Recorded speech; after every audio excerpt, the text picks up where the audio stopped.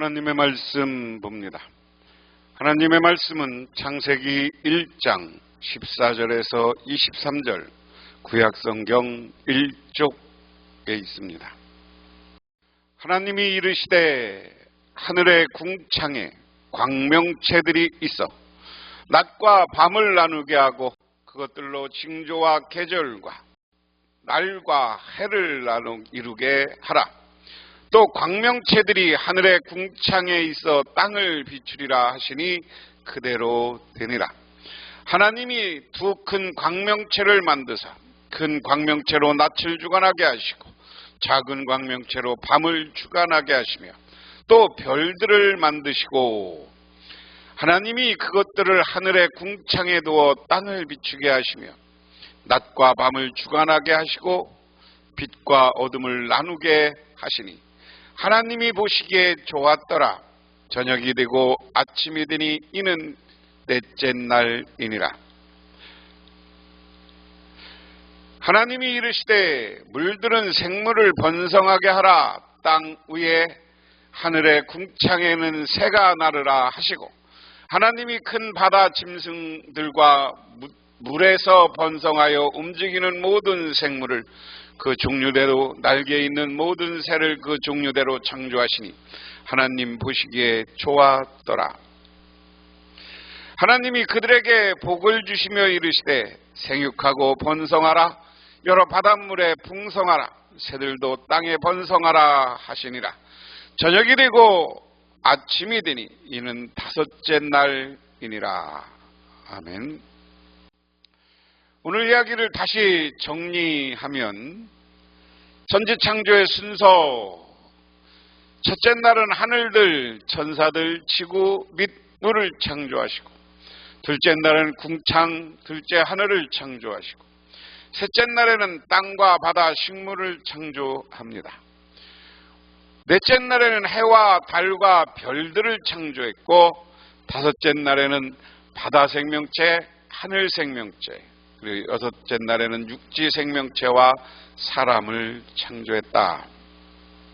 이게 기둥이 있고 궁창에 있고 큰 별, 그리고 큰 빛, 작은 빛, 그리고 별들을 창조하셨다. 그리고 땅에다가는 온갖 생명체를 자라게 하고 그리고 거기에 동물들을 만드셨다. 새와 동물을 만드셨다. 그림으로 쭉 보면 이게 첫째 날 빛 구분하는 것이고요. 둘째 날 궁창과 궁창 아래 물을 구분했다고 하셨고요. 셋째 날에 물에서 나온 땅이 있습니다. 이 땅 위에 이제 넷째 날 해와 달과 별의 권세를 창조했다. 해와 달과 별들을 창조했다. 바다의 물고기를 창조했고 그리고 새들과 바다의 물고기를 창조했다. 다섯째 날에. 여섯째 날에는 천지창조 동물과 인간을 창조했다. 이 지도는 우리가 보통 유프라테스강 그리고 티그리스강 이렇게 이야기합니다. 여기를 이렇게 비옥한 초생딸지대 이렇게 해서 물이 흐르고 여기가 다 사막인데 이 강들이 있는 곳에 이 강들이 있는 곳에 생명체가 많이 살았어요.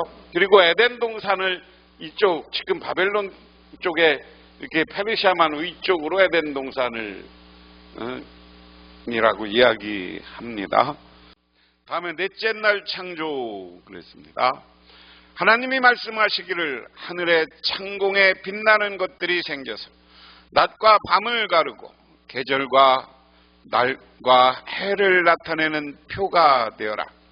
또 하늘 창공에 있는 빛나는 것들은 땅을 환하게 비추어라 하시니 그대로 되었고 하나님이 두 큰 빛을 만드시고 둘 가운데 큰 빛으로 낮을 다스리게 하시고 작은 빛으로 밤을 다스리게 하셨다. 또 별들도 만드셨다. 하나님이 빛나는 것들을 하늘 창공에 두시고 땅을 비추게 하시고 낮과 밤을 다스리게 하시고 빛과 어둠을 가르게 하셨다. 하나님이 보시기에 좋았다. 저녁이 되고 아침이 되니 나흘이 되었다. 하나님이 첫째 날부터 셋째 날까지 생명이 존재하기 위한 공간을 창조했다면 넷째 날부터는 그 공간을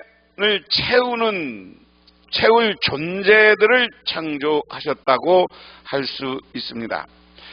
첫째 날에 빛이 창조되어 낮과 밤을 나누듯이 넷째 날에는 낮과 밤을 주관할 광명체가 창조됩니다. 14절에 낮과 밤이 나뉘어 창조되었다고 언급하고 있는데 이는 이미 5절에 서술된 바 광명바 있습니다. 광명체는 징조, 계절, 날, 해 등의 시간의 변화를 알려주는 데 영향을 끼칩니다. 이러한 표현으로 인해 첫째 날부터 셋째 날 서술한 사용된 저녁이 되고 아침이 되니라는 표현에 의문을 제기하기도 합니다.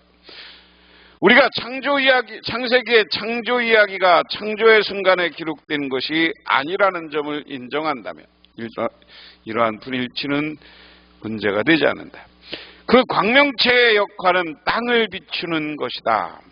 오늘 본문은 그 기능을 서술할 뿐 해와 달이라는 표현은 의도적으로 언급하지 않고 있다. 이는 아마도 해와 달이 고대 신적 존재로 숭배되었던 것으로 보인다. 창조 이야기는 해와 달이 하나님의 피조물에 불과함을 강조하기 위해 그 명칭을 언급하는 것조차 기피함으로 해와 달이 신성이 없음을 암시한다. 16절은 다시 광명체에 대해서 서술합니다. 여기에서 진술의 의미는 보다 세부적으로 나오며 광명체는 둘이라는 사실과 두 광명체의 크기가 다르다는 점, 그리고 하나님이 큰 것을 낮을, 작은 것으로 밤을 주관하게 하셨다라고 하셨습니다. 덧붙여 하나님은 별도 창조하셨는데 저자는 별의 기능에 대해서는 언급하지 않습니다.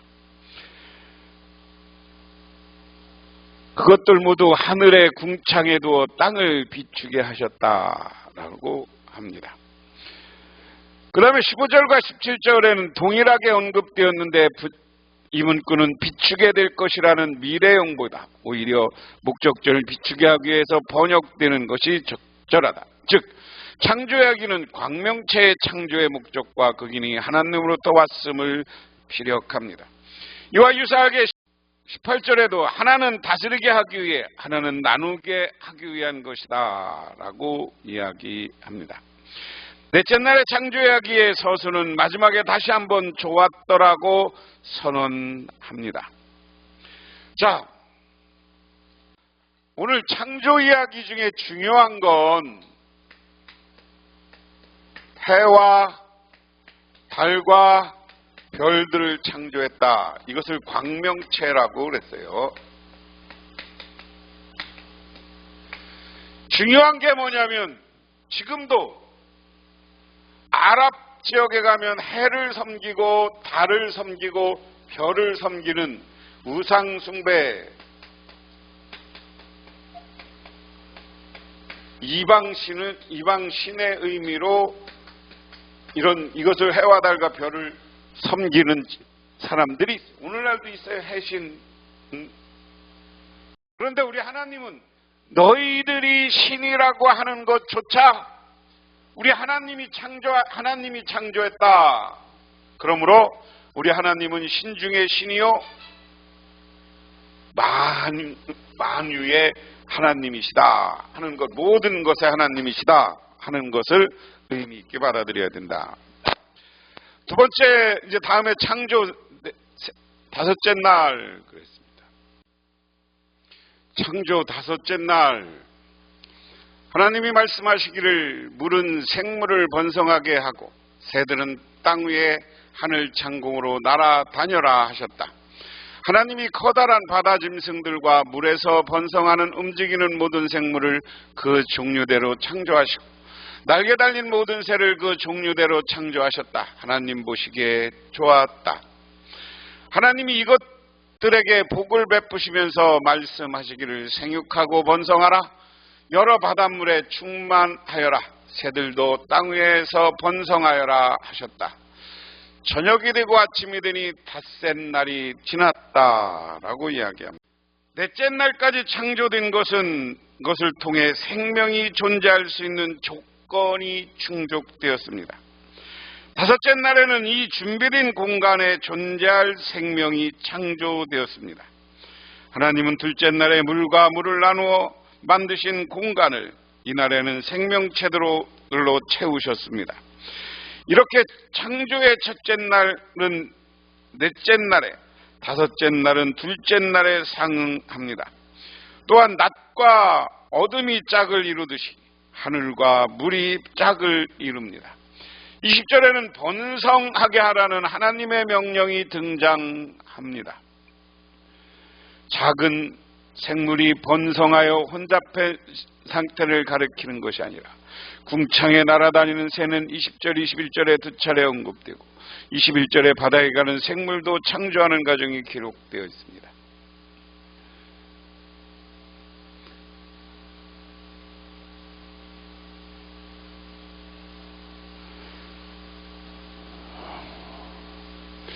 (20절과 21절에) 바다에 살아가는 생물도 창조되는 과정이 기록되었습니다. 여기 언급된 바다 짐승은 다른 부문에서 용, 큰 뱀이라고 번역되는데 고대 두려움이 대상이 되었던 바다 괴물도 사실은 하나님의 피조물 중에 하나일 뿐입니다.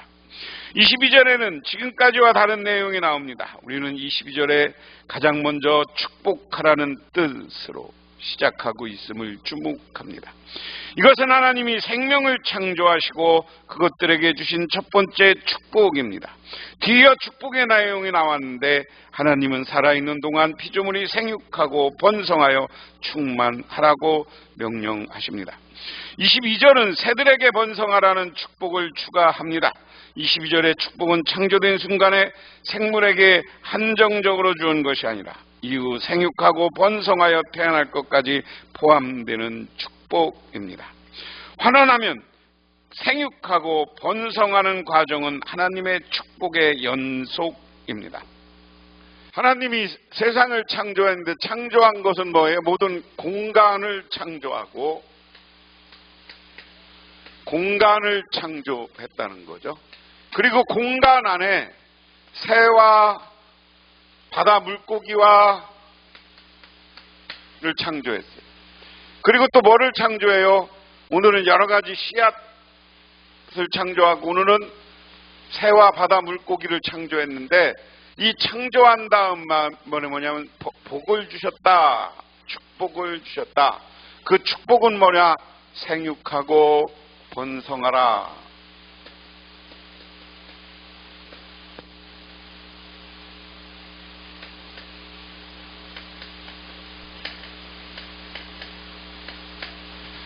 하나님은 우리 사람뿐만 아니라 모든 생명체에게 복을 내리셨다. 그런데 그 복은 뭐냐? 그 복을 말씀하면서 말씀하신 게 생육하고 번성하라는 거예요. 바닷물에 충만하고 새들도 땅 위에 번성하라. 오늘 이 말씀 속에서 우리가 생각할 것은 모든 생명은 번성하는 것이 복입니다. 있는 자리에서 최선을 다하고 있는 자리에서 열심히 살아서 우리 사람들도 번성해야 되는 거예요. 오늘 말씀처럼 하나님이 넷째 날, 다섯째 날 창조 이야기를 우리는 봤습니다.